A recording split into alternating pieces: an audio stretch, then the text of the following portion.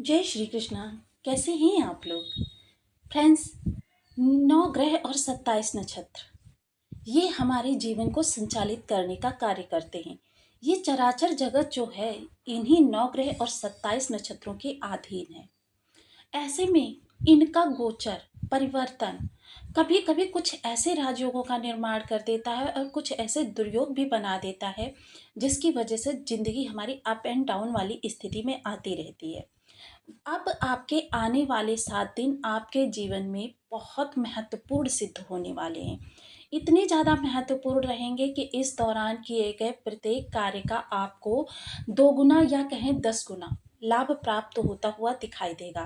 क्योंकि इस समय शुक्र बनाने जा रहे हैं अन्नपूर्णा राजयोग और साथ ही साथ गुरु बनाने जा रहे हैं गजकेसरी राजयोग। दोनों ही ग्रह अपने आप में बेहद महत्वपूर्ण हैं और संपूर्णता के कारक हैं। इन दोनों ग्रहों की इन विशेष स्थितियों में आना हर राशि के लिए बहुत महत्वपूर्ण होने वाला है।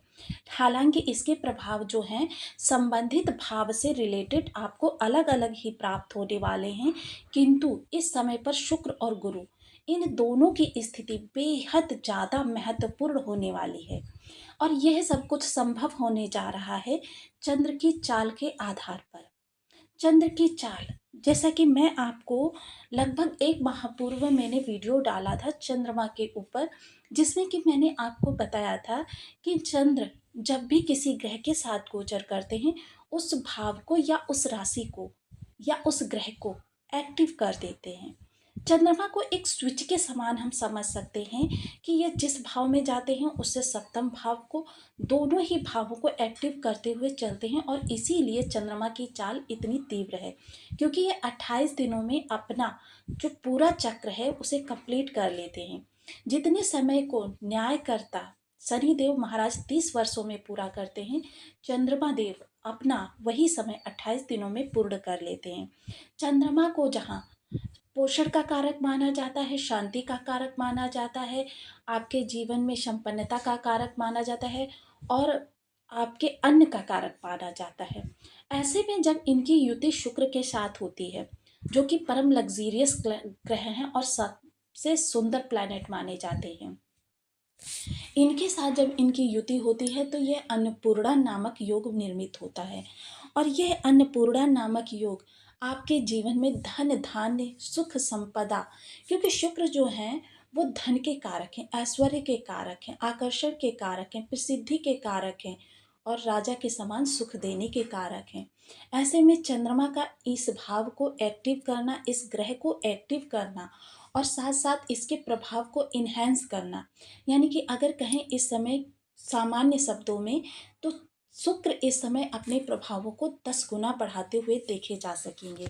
क्योंकि ये अन्नपूर्णा राजयोग बनेगा तो आपके भंडारों को भरने के लिए, क्योंकि अन्नपूर्णा राजयोग अपने आप में भंडार भरने के लिए जाना जाता है। कहते हैं ना कि जितना धन निकालते रहो उतना आपका भंडार भरता चला जाता है। सेम वही स्थिति शुक्रदेव निर्मित करने वाले हैं। और गज केसरी राजयोग देखिए बहुचर्चित राजयोग है, हर व्यक्ति चाहता है उसके या उसकी संतान के बर्थ चार्ट में यह योग निर्मित हो। आजकल तो लोग ज्योतिषी से अपना समय निकलवा कर डिलीवरी के टाइम पर वो देखिए 10-5 मिनट आगे पीछे भी इस डिलीवरी को करवा देते हैं ताकि उनके पुत्र या पुत्री के भाग्य में गज केसरी राजयोग निर्मित हो सके।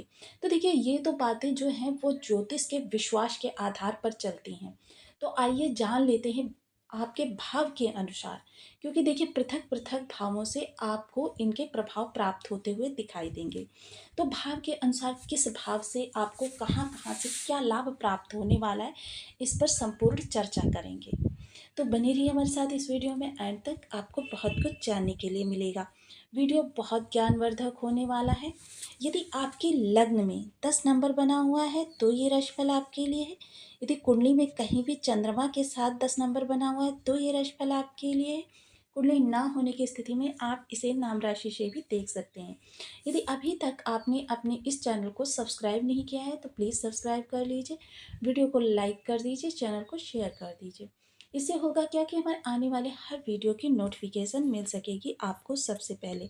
एक प्यार सा कमेंट करना बिल्कुल ना भूलें, कमेंट से हमें बहुत मोटिवेशन मिलता है, हौसला मिलता है और ये पता चलता है कि आप और क्या जानना चाहते हैं। तो देखिए, शुक्रदेव आपके पंचम भाव में बैठे हुए हैं और चंद्रदेव का गोचर जब इस भाव से होगा और ये होगा आपका 21 तारीख को। तो 21 तारीख को चंद्रदेव का जब यहाँ से गोचर होगा, 20 तारीख को चंद्रमा मेष राशि में विराजमान रहेंगे। तो मेष राशि में जब यहाँ से विराजमान होकर ये अपने प्रभाव देंगे, तो आपके लिए किस तरीके से प्रभाव रहने वाले? सबसे पहले आपके सुखों से संबंधित और आपके कर्म से संबंधित आपको बहुत अच्छे लाभ प्राप्त होते हुए दिखाई देंगे। देखिए, ये सब कुछ ग्रह की आपके बर्थ चार्ट में स्थित स्थिति के अनुसार पर होगा। सुखों के लिए माता का साथ मिल सकता है, परिवार के लिए सुख सुविधाएं बढ़ सकती हैं, कर्म स्थान में आपके मान सम्मान में वृद्धि हो सकती है, मनचाहा आपको कह सकते हैं कि गंतव्य तक आप पहुंच सकते हैं कि जिस चीज़ के लिए आप प्रयासरत थे उस चीज़ के बारे में कोई अच्छी सूचना मिल सकती है या फिर उसके बारे में कोई अच्छा डिसीजन लिया जा सकता है। इसके उपरांत चंद्रदेव 21 तारीख को गोचर करेंगे आपके पंचम भाव में। जब ये पंचम भाव से गोचर करेंगे तो शुक्र के साथ चंद्र की युति बनेगी। शुक्र चंद्र भोग विलास के दोनों ही एक तरीके से कारक माने जाते हैं। चंद्रमा को 16 कलाओं युक्त माना जाता है, तो ये सुंदरता के लिए महत्वपूर्ण हो गया। वहीं रस का कारक माना जाता है जिससे इसका भोग दिखाई देता है। तो यानी कि दोनों ही ग्रह एक दूसरे के प्रभाव में। और देखिए, सबसे अच्छी बात ये होने वाली है क्योंकि शुक्र और चंद्रमा दोनों के पास ही एक दृष्टि होती है, सप्तम दृष्टि। तो यह समय आपकी संतान के लिए, आपके प्रेम संबंधों के लिए, विद्यार्थी वर्ग के लिए और आपके लाभ के लिए बहुत उन्नत समय काल कहा जा सकता है। इस समय काल में कह सकते हैं कि आप अत्यधिक आनंदित समय बिताने वाले। इस समय आपके पास धन की जो भी ज़रूरतें होंगी वो कहीं ना कहीं से पूर्ण होती रहेंगी। इस समय आप किसी भी तरीके से आपको धन का अभाव नहीं होगा। देखिए, जो भी आपकी मूलभूत आवश्यकताएं हैं, मसलन कि मतलब आप बहुत बड़ा कोई कार्य करना चाहते हैं, उसके लिए भी अगर प्रयासरत थे तो इस दौरान आपके लिए ये सब चीज़ें शुभ होती हुई दिखाई दे सकती हैं। चीज़ें आपको बहुत अच्छे से प्राप्त होती हुई दिखाई देंगी क्योंकि शुक्र का ये प्रभाव आपके लाभ में वृद्धि के लिए, आपके मान सम्मान में वृद्धि के लिए, आपकी इच्छाओं की पूर्ति के लिए। सबसे अच्छी बात ये है कि इस समय इच्छा पूर्ति योग भी प्रबल होगा। अब ये इच्छा पूर्ति योग बनता किस तरीके से? जब भी किसी बलवान ग्रह का प्रभाव आपके एकादश भाव पर आ जाए तो समझ लीजिए कि इच्छा पूर्ति योग बन रहा है। इस समय पर कह सकते हैं ब्रह्मांड की तरफ से 40% आपकी इच्छाओं की पूर्ति होती रहेगी, जो आपकी इच्छाएं मन में काफ़ी लंबे समय से दबी हुई हैं। तो यह समय आपके लिए अनुकूल समय प्राप्त होने वाला है। प्रेम संबंधों में बहुत मधुरता आने वाली है और आप एक दूसरे को कीमती उपहार भी प्रदान कर सकते हैं। सबसे अच्छा इस माह का क्वालिटी टाइम आपका यही रहने वाला है। इसके उपरांत अगर चर्चा करें चंद्रदेव की, देखिए 2.25 दिन का चंद्रदेव का राशि परिवर्तन होता है और 2.25 दिन में ये अपना राशि परिवर्तन कर लेते हैं। तब इनकी युति बनेगी गुरु के साथ। जब इनकी युति गुरु के साथ बनेगी तो गज केसरी राजयोग, देखिए अपने आप में प्रचुरता को माना जाता है। यह गज केसरी राजयोग जीवन में आपके भौतिक सुख सुविधाओं के साथ साथ आध्यात्मिकता के लिए भी बहुत महत्वपूर्ण माना जाता है। इसमें व्यक्ति जिस चीज़ की कामना करता है उस चीज़ की उसको प्राप्ति होती रहती है। अब यहाँ पर देखिए, ये षष्ठ भाव में बन रहा है तो हालांकि यहाँ पर थोड़ी सी आपके लिए निगेटिविटी तो कही जा सकती है। यानी निगेटिविटी किस प्रकार की, कि पहले आपके लिए अशुभ स्थितियाँ उत्पन्न होंगी और इन अशुभ स्थितियों के बाद में आपके लिए शुभ स्थितियाँ बनेंगी और शुभ स्थितियाँ भी इतनी बड़ी बनेगी कि जिनकी आप परिकल्पना भी नहीं कर पाएंगे। परिकल्पना से ऊपर का इस समय पर लाभ प्राप्त होगा और इस समय 4 भावों से। सबसे पहले यहाँ पर शत्रु विवाद के द्वारा नहीं बल्कि आप समझदारी के द्वारा शत्रु को बिल्कुल हताहत कर देंगे, यानी कि अपने सामने झुका देंगे। और इस समय यदि कोई शत्रु आपका मित्र बनता है तो फिर वह सदैव के लिए शत्रुता त्याग कर निस्वार्थ भाव से आपका होकर रह जाता है। सरल लेन-देन के लिए देखिए समय बिल्कुल उपयुक्त है, आप लेना चाहें ले सकते हैं। प्रतियोगिता में 100% आपको सफलता प्राप्त होने वाली है। कर्म स्थान से बहुत अच्छा लाभ निकल कर आने वाला है। इस समय आपकी मनचाही मुराद पूरी हो सकती है, जो भी चीज़ें आप कर्म में परिवर्तन के लिए सोच रहे थे। इस समय विदेशों से जुड़े हुए काम के लिए आपके कह सकते हैं कि बहुत अच्छा समय है। जो भी लोग इन्वेस्टमेंट करना चाहते हैं, उनके प्रॉपर्टी में इन्वेस्ट के योग बहुत अच्छे प्रबल हो रहे हैं। साथ ही साथ देखिए इस समय आपके धन आगमन के रास्ते भी प्रशस्त होंगे। कुटुंबियों से रिलेशन अच्छे होंगे। खान-पान इस दौरान काफ़ी सात्विक रखें। और वैसे तो मैं यही कहूँगी कि आप जितना ज़्यादा सात्विक खान-पान रखेंगे, क्योंकि जैसा खाए अन्न वैसा बने मन। और इसी के आधार पर जब मन आपका जिस प्रकार की वाइब्स ब्रह्मांड को देगा, उसी प्रकार का हमको ब्रह्मांड रिटर्न देगा।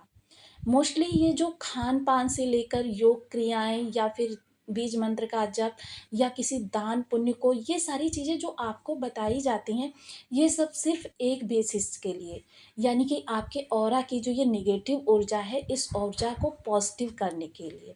सिर्फ़ यह एक ऊर्जा अगर आपकी पॉज़िटिव हो जाती है, तो समझ लीजिए आपकी सारी अरिष्टताएँ शांत होकर आपके लिए राजयोग बेहद प्रबलशाली हो जाते हैं। तो आइए चर्चा कर लेते हैं कुछ इस दौरान हम चंद्रदेव के बारे में, क्योंकि इसी एक ग्रह की हमारे चैनल पर बहुत कम चर्चा होती है और बेहद महत्वपूर्ण ग्रह है। सबसे पहले ओम सोम सोमाय नमः। इस बीज मंत्र का आप 1 माला, 2 माला, 5 माला, 7 माला, 11 माला का जप नियमित अपनी सुविधानुसार करना प्रारंभ करें। पूर्णमासी के दिन आप चंद्र को तो थोड़ा सा दूध डालकर, अगर सायं के समय थोड़ा सा दूध और चीनी डालकर अर्घ दे देते हैं, तो यह भी आपके लिए काफ़ी लाभकारी सिद्ध होने वाला है। इसके अतिरिक्त सफ़ेद रंग की वस्तुएं धर्म स्थान पर दान करें। माता को माता के नित्य प्रति प्रातः उठकर चरण स्पर्श करें। और माता को अगर आप एक चांदी के ग्लास में दूध डालकर और उसे केसर मिश्रित करके 43 दिनों तक देते हैं, तो चंद्रमा आपके 50% आपके लिए शुभता प्रदान कर देते हैं। चंद्रमा माता से रिलेटेड ग्रह माना जाता है, तो इसलिए चंद्रमा को उत्तम रखना बहुत अनिवार्य है। तो बनी रही है। तो आपको वीडियो कैसी लगी मुझे कमेंट